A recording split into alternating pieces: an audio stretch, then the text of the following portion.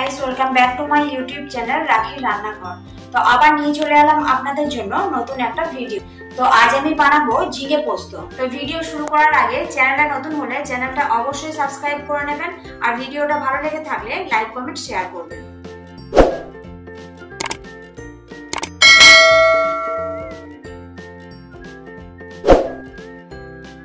তো এই যে নিয়ে নিয়েছি ঝিঙে। এবার এই ঝিঙেগুলো খোসা ছাড়িয়ে ভালো করে কেটে নেব। এবার এই বাটির মধ্যে দিয়ে দিচ্ছি পোস্ত, আর এর মধ্যে দিয়ে দিচ্ছি একটা শুকনো লঙ্কা, দিয়ে দিচ্ছি একটু জল। এবার এটা আধ ঘন্টা মতো ভিজিয়ে রাখবো, তারপর মিক্সিতে দিয়ে ভালো করে এটা পেস্ট বানিয়ে নেবো। এই যে পোস্তটা আধ ঘন্টা মতো ভিজিয়ে রেখেছিলাম, এবার এটা মিক্সিতে দিয়ে একটা পেস্ট বানিয়ে নেবো। এই যে মিক্সার জার নিয়ে নিয়েছি, এবার এই মিক্সার জারের মধ্যে পোস্তটা দিয়ে ভালো করে বেটে নেবো। এবার এটা ছেঁকে নিচ্ছি।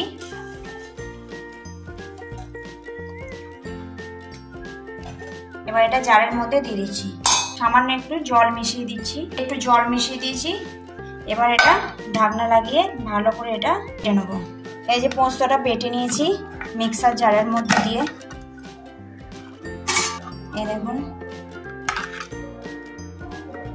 ভালো করে বেটে নিয়েছি। এই যে ঝিঙেগুলো কেটে নিয়েছি, কড়াই বসিয়ে দিয়েছি। কড়াইয়ের মধ্যে পরিমাণ মতো সর্ষের তেল দিয়ে দিচ্ছি। ফোড়নে দিয়ে দিচ্ছি একটু কালো জিরে, একটু ভেজে নিচ্ছি এটা।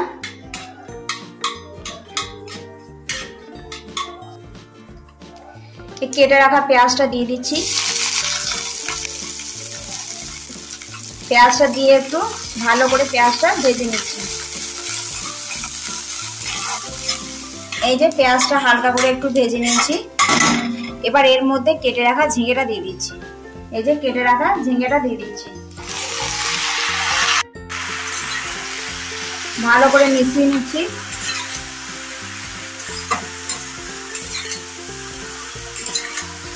এবার এটা ঢাকনা দিয়ে কিছুক্ষণের জন্য রেখে দিচ্ছি।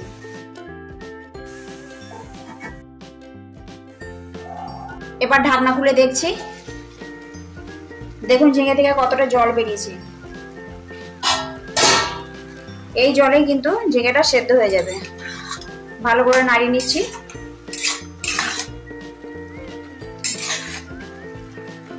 স্বাদ মতো দিয়ে দিচ্ছি নুন। নুনটা দিয়ে ভালো করে মিশিয়ে দিচ্ছি।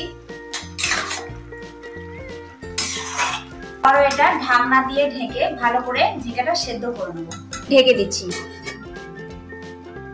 5 মিনিট মতো ঢাকা দিয়ে রেখেছিলাম, এবার ঢাকনা খুলে দেখছি।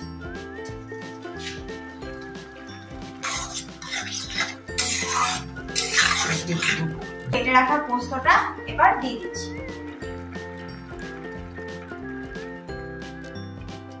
জারটা একটু জল দিয়ে, সামান্য একটু জল দিয়ে ধুয়ে দিলাম। ভালো করে মিশিয়ে দিচ্ছি।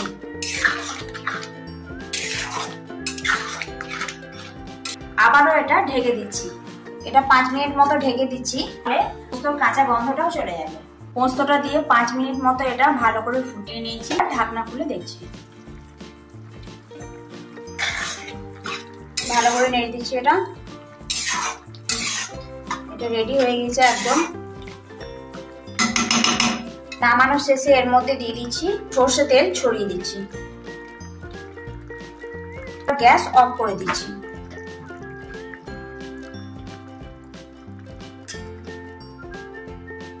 রেডি হয়ে গেল ঝিঙে পোস্ত। এবার এটা একটা প্লেটের মধ্যে সার্ভ করে দিচ্ছি। এই যে একটা প্লেটের মধ্যে সার্ভ করে নিয়েছি ঝিঙে পোস্ত। দেখতে পেলেন খুব সহজেই বানিয়ে ফেললাম ঝিঙে পোস্ত। তো ভিডিওটা আপনাদের কেমন লাগলো তা অবশ্যই কমেন্ট করে জানাবেন, আর ভিডিওটা ভালো লেগে থাকলে লাইক কমেন্ট শেয়ার করবেন। আবার আসছি নতুন কোনো ভিডিও নিয়ে। টাটা।